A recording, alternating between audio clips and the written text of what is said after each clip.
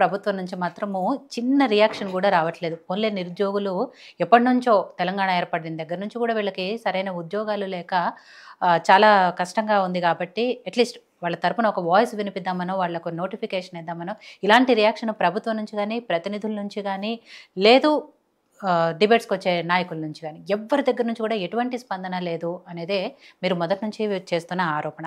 నోటిఫికేషన్లు లేకపోగా కొన్ని జీవోలు ఏవైతే తీసుకొచ్చారో 29 జీవో కానీ 46 జీవో ఇట్లాంటి జీవోలు కూడా తీసుకొచ్చి వాటి వల్ల ఇంకా ఆగమవుతున్నాము అని మీరు అందరూ కూడా ఎప్పటి నుంచో విమర్శిస్తూనే వస్తున్నారు, వాయిస్లు వినిపిస్తున్నారు, ప్రెస్ మీట్లు పెట్టి మరీ చెప్తున్నారు. అయినా కూడా ఆ రద్దుల గురించి మాట్లాడట్లేదు, నోటిఫికేషన్ల గురించి కూడా ప్రభుత్వం మాట్లాడట్లేదు. రేపు ఎల్లుండి మళ్ళీ ఎలక్షన్ నోటిఫికేషన్ వస్తే స్థానిక సంస్థలకు సంబంధించి ఇంకో నెల 2 నెలల మళ్ళీ ఇది పోయినట్టే. కాబట్టి ఇప్పుడు పరిస్థితి ఏంటి అనే ఆందోళనలో ఉన్నారు నిరుద్యోగులందరూ కూడా. కాబట్టి ఏం చెప్పదలుచుకున్నారు, ఏం చేయదలుచుకున్నారు? ఇప్పుడు మేడం, ఈ ప్రభుత్వం మీరు చెప్పినట్టు నీళ్లు, నిధులు, నియామకాల మీద ఏర్పడ్డది తెలంగాణ రాష్ట్రం. కానీ నీళ్లు దేవుడికి ఎరువు, రైతులకైతే అందలే. ఇప్పుడు నీళ్ళు నియామకాలు కూడా ఒక్క నిరుద్యోగికి ఇప్పుడు దాకా ఉద్యోగాలు సరిగా రాలేదు. గత ప్రభుత్వం నుంచి ఇబ్బంది పడుతూనే ఉన్నాం, మళ్ళీ ఈ ప్రభుత్వం కూడా ఇబ్బంది పడుతూనే ఉన్నాం. అదేవిధంగా గత ప్రభుత్వంకు ముందు ఇంకో 2-3 సంవత్సరాల నుంచి కూడా తెలంగాణ ఉద్యమంలో తిరిగి పాపం ఉద్యోగాలు రాని పరిస్థితిలో అప్పుడు ఉద్యోగాలు కూడా ఇవ్వలే నోటిఫికేషన్. దాదాపు 15-16 సంవత్సరాల నుంచి ఇప్పుడు నిరుద్యోగులకు చాలా అన్యాయం జరుగుతూనే ఉంది మేడం. దాని తర్వాత ఇప్పుడు గతం నుంచి గ్రూప్ 1 విషయంలో చూస్తే దాదాపు గతంలో 55 జీవో ప్రకారం నింపేది. 55 జీవో అంటే మనకు రిజర్వేషన్ వర్తించేది. దాని రిజర్వేషన్ ప్రకారం ఏంటంటే ప్రిలిమ్స్ నుంచి మెయిన్స్కి రాసుకునే మంచిగా అవకాశాలు ఉండేవి. ఇప్పుడు ఈ కాంగ్రెస్ ప్రభుత్వం వచ్చిన తర్వాత ఏంటంటే జియో నెంబర్ 29 అనేది ఒకటి తీసుకొచ్చారు. జియో 29 తీసుకొచ్చి ఒక డైరెక్ట్ ఆర్డర్ ఆఫ్ మెరిట్లో తీసుకొచ్చి జియో నెంబర్ 29 వల్ల ఎస్సీ, ఎస్టీ, బీసీ మరి ఈడబ్ల్యూఎస్ విద్యార్థులకు చాలా అన్యాయం జరిగింది. ఈ విధంగా అన్యాయం జరిగి ఇప్పుడు గతంలో కూడా సుప్రీంకోర్టు మన కేంద్రం నిర్వహించే యూపీఎస్లో కూడా ఒక రిజర్వేషన్ అమ్మాయి ఆమె రిజర్వేషన్లో వచ్చి ప్రిలిమ్స్లో మెయిన్స్ క్రాక్ చేసింది.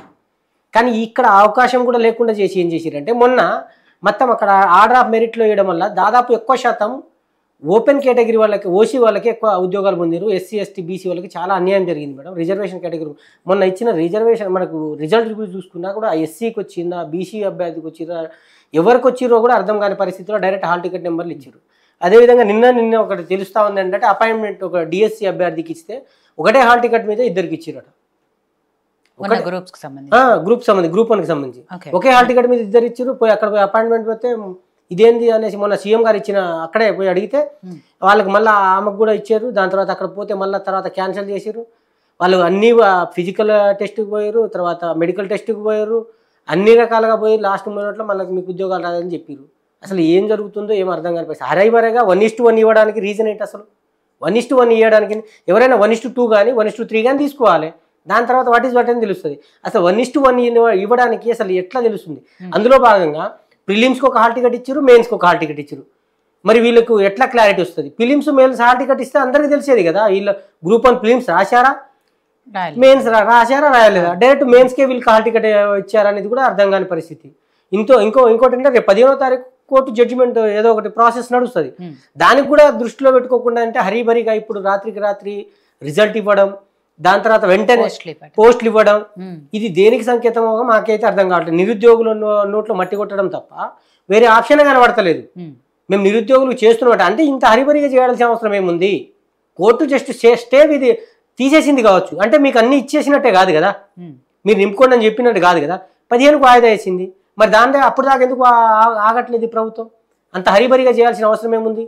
ఒకే హాల్ టికెట్ మీద ఇద్దరికి డిఎస్పీ పోస్టులు ఇవ్వడం ఏంది అంటే ఇక్కడే స్పష్టత అర్థమవుతుంది కదా ప్రభుత్వం ఎంత ట్రాన్స్పరెంట్గా వెళ్తుందా ఏందనేది, మొత్తం అక్రమంగా వెళ్తుందనేది స్పష్టంగా అర్థమవుతుంది. దాదాపు దీంట్లో 100% మేము అక్రమాలు జరిగినాయని మేము చెప్తలే, అన్ని పోస్టులు అక్రమాలు జరిగినాయి. కానీ దాదాపు 100 నుంచి 150 పోస్టులు మాత్రం దాదాపు అన్యాయం జరిగిందనేది స్పష్టం అర్థమవుతోంది. 100% మేము 300-400 మంది ఉన్నారు, కష్టపడ్డారు, చదివారు వాళ్ళు. కానీ ఈ 100-150 పోస్టులు దాదాపు అక్రమ దారిలో వెళ్ళిపోయినాయి అనేసి మాకు స్పష్టంగా అర్థమవుతా ఉంది. దీనిపైన సిబిఐ ఎంక్వైరీ జరగాలి, జ్యుడిషియల్ ఎంక్వైరీ కూడా జరగాలనేసి మేము పట్టుబడతా ఉన్నాం ప్రభుత్వం పైన. రైట్. సో నరేష్ గారు, నిరుద్యోగుల తరపున మీలాంటి వాళ్ళందరూ కూడా, అశోక్ గారు కానీ మీరు